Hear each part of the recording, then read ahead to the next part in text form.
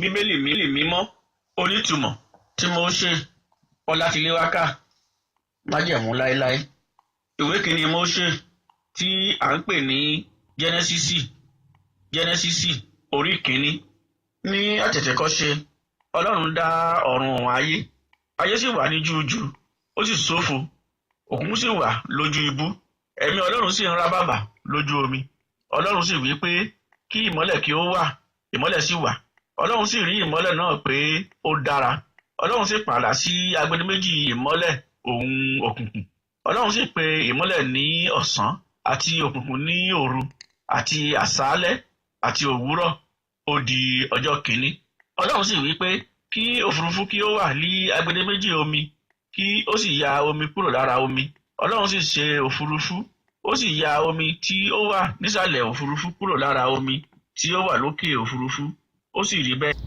Èmi ni ọ̀gbẹ́ni Mósè Jésù Tókí. Mo láyọ̀ láti fi iṣẹ́ takuntakun tí àwọn ẹgbẹ́ The Word of God Bible Society ṣe lórí bíbélì Yorùbá tí wọ́n ń pè ní bíbélì mímọ́ onítùmọ̀.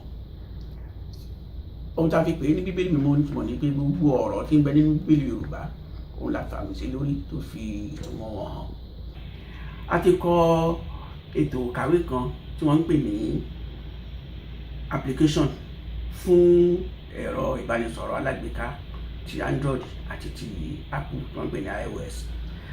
Bíbélì tá a ṣe yìí ó ní atọ́ka, ó sì tún ní ìtumọ̀ gbogbo àwọn ọ̀rọ̀, ó sì tún ní àǹfààní láti fi ọ̀rọ̀ tí Jésù sọ láwọ̀ pupa tàbí lórí àwọ̀. O sì lè lo application yìí láti jẹ́ kí ọkọ̀ ẹsẹ̀ kọ̀ọ̀kan tàbí kọ́kọ́ ní ìsọ̀rí. Ètò ìkàwé yìí oríṣi méjì la ṣe. A ṣe ọ̀kan tí ó jẹ́ BMO KJV, eléyìí yóò ka bíbélì Yorùbá fún ọ. Èkejì ni KJV BMO tí ó ka bíbélì òyìnbó fún ọ. Tí o bá gba ètò ìkàwé yìí sínú ẹ̀rọ alágbèéká rẹ, tí ó lè jẹ́ ẹ̀rọ ìbánisọ̀rọ̀ alágbèéká tàbí síléètì tí wọ́n ń pè ní iPad ni o tàbí iPhone ni o tàbí oríṣiríṣi ohun ni wọ́n ń pè orúkọ wọn ní gbogbo ẹ̀rọ ìbánisọ̀rọ̀ alágbèéká wa ni ó lè ka ètò ìkàwé yìí. Tí o bá ti ní, o nílò ẹ̀rọ ayélujára mọ́ tá à ń pè ní íńtánẹ́ẹ̀tì. Tí o bá lọ sí ojú ìwé ayélujára wa tí à ń pè ní wẹ́bsáìtì wa tí orúkọ rẹ̀ ń jẹ́ TWOGBS.com, o lè rí ẹ̀kúnrẹ́rẹ́ bó ti lè gba àdàkọ ètò ìkàwé yìí. Tí o bá ti ṣí ètò ìkàwé yìí ní àkọ́kọ́, yóò gbé lọ sí lílò ètò ìkàwé yìí. Tí o bá ti lọ síbi lílò ètò ìkàwé yìí tó kà lẹ́kúnrẹ́rẹ́, o mọ̀ bí o ti lè ṣe lo ètò ìkàwé yìí lẹ́kúnrẹ́rẹ́. Tí ó bá ṣe wípé BMO KJV ló gbà sílẹ̀, mo ṣàlàyé fún ọ wípé èdè Yorùbá ni ó kà. Ṣùgbọ́n tí ó bá ṣe wípé KJV BMO ló gbà sílẹ̀, èdè òyìnbó ni ó kà. Tí o bá sì ti sí bíbélì rẹ níbi tí ọkọ̀ gbé wá ní tí wọ́n ń pè ní lílo ètò ìkàwé yìí ní ti Yorùbá, tí wọ́n ń pè ní manual ní ti èdè òyìnbó. A ṣe ẹ̀kúnrẹ́rẹ́ gbogbo iṣẹ́ bíbélì yìí sínú ètò ìkàwé prógámù àwọn online Bible fún kọ̀ǹpútà. Lọ sí ojú ètò ìkàwé wa tá a ti sọ láti bẹ̀rẹ̀ láti wo bí gbogbo iṣẹ́ tá a ti ṣe tó ti wà níbẹ̀. Olúwa ó ràn ọ́ lọ́wọ́. Ìwọ̀nba ìrànlọ́wọ́ tó bá fi fún wa, a fẹ́ fi ra ẹ̀rọ tẹ̀wé láti tẹ bíbélì Yorùbá láti pín fún gbogbo mùtúmùwà tí wọn ò lè gba bíbélì rà tàbí àwọn tó bá ṣẹ̀ṣẹ̀ gba Jésù Kristi gẹ́gẹ́ bí Olúwa àti Olùgbàlà wọn, kí àwọn yóò lè ní bíbélì Yorùbá tó jẹ́ ẹ̀kúnrẹ́rẹ́ lọ́wọ́. Olúwa yóò wà pẹ̀lú yín. Ìhìnrere ti Jòhánù orí kìíní. Ní àtètèkọ́ṣe ni ọ̀rọ̀ wà, ọ̀rọ̀ sì wà pẹ̀lú Ọlọ́run, Ọlọ́run sì ni ọ̀rọ̀ náà.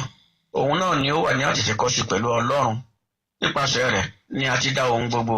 Lẹ́yìn rẹ̀ a kò sì dá ohun kan nínú ohun tí a dá.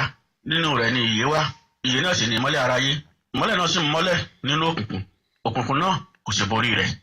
Ọkùnrin kan wà tí a rán láti ọ̀dọ̀ Ọlọ́run wá, orúkọ ẹni tí ń jẹ́ Jòhánù.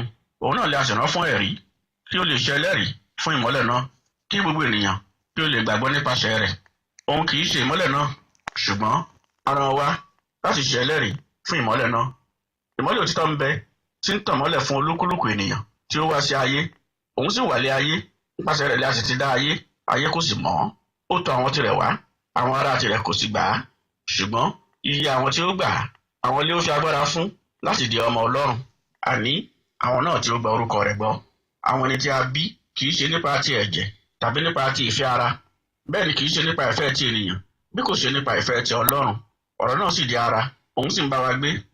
Àwa sì ń wo ògo rẹ̀, ògo bíi ti ọmọ bíbí kan ṣoṣo láti ọ̀dọ̀ bàbá wa. Ó kún fún oore ọ̀fẹ́ àti òtítọ́. Jòhánù orí 17. Nǹkan wọ̀nyí ni Jésù sọ, ó sì gbé ojú rẹ̀ sókè ọ̀run, ó sì wí pé, Bàbá, wákàtí náà dé, yan ọmọ rẹ lógo, kí ọmọ rẹ kí o lè yàn lógo pẹ̀lú. Gẹ́gẹ́ bí ìwọ ti fún un lé àṣẹ lórí ènìyàn gbogbo, kí o lè fi ìyè àìnípẹ̀kun fún gbogbo àwọn tí o fi fún un.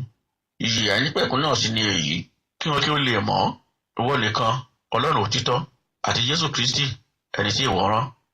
Èmi ti yìn ọ́ lógo lé ayé, èmi ti parí iṣẹ́ tí ìwọ fi fún mi láti ṣe. Ǹjẹ́ nísinsìnyí, Bàbá, ṣe mí lógo pẹ̀lú ara rẹ, ògo tí mo ti ní pẹ̀lú rẹ kí ayé kí ó tó wá. Èmi ti fi orúkọ rẹ hàn fún àwọn ènìyàn tí ìwọ ti fi fún mi láti inú ayé wá. Tìrẹ ni wọ́n ti jẹ́ rí, ìwọ sì ti fi wọ́n fún mi, wọ́n sì ti pa ọ̀rọ̀ rẹ mọ́. Nísinsìnyí, wọ́n mọ̀ pé ohun gbogbo tí ìwọ ti fi fún mi láti ọ̀dọ̀ rẹ wá ni. Nítorí ọ̀rọ̀ tí ìwọ fi fún mi, èmi ti fi fún wọn, wọ́n sì ti gbà á. Wọ́n sì ti mọ̀ nítòótọ́ pé ọ̀dọ̀ rẹ ni mo ti jáde wá. Wọ́n sì gbàgbọ́ pé ìwọ lè rán mi. Èmi ń gbàdúrà fún wọn, èmi kò sì gbàdúrà fún aráyé, ṣùgbọ́n fún àwọn tí ìwọ ti fi fún mi, nítorí pé tìrẹ ni wọ́n ṣe.